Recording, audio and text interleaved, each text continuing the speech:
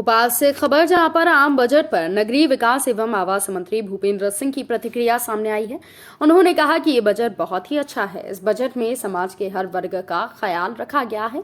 विशेष रूप से गरीब किसानों और युवा वर्ग को ध्यान में रखकर ये बजट बनाया गया है।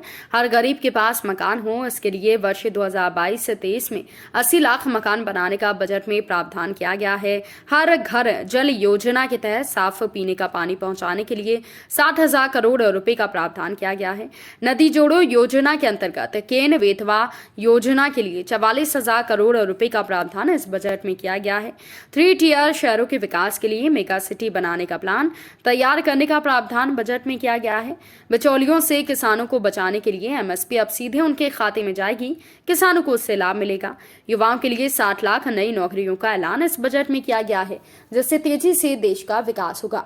नई ट्रेनें चलाने का प्रावधान इस बजट में किया गया है और समृद्ध और विकास की दृष्टि से ये बजट बेहद महत्वपूर्ण है।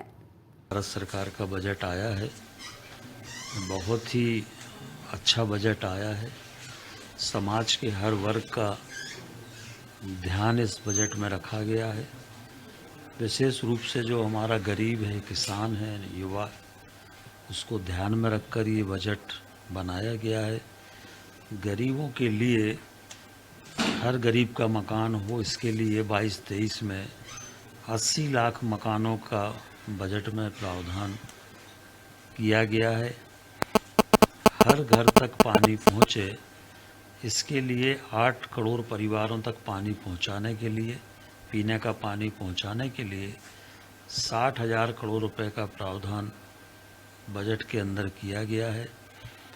हमारे देश की पहली योजना नदी जोड़ो योजना, केन बेतवा जो परियोजना है, जो हमारे मध्य प्रदेश के बुंदेलखंड में बनना है, उस योजना की स्वीकृति दी गई है। 40,000 करोड़ का बजट में उसमें प्रावधान किया गया है।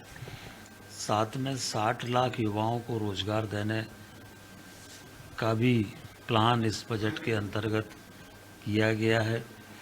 जो हमारे छोटे और मझोले शहर हैं, सरकार का ऐसा मानना है कि आने वाले 25 वर्षों में हमारे शहरों की आबादी 50% हो जाएगी।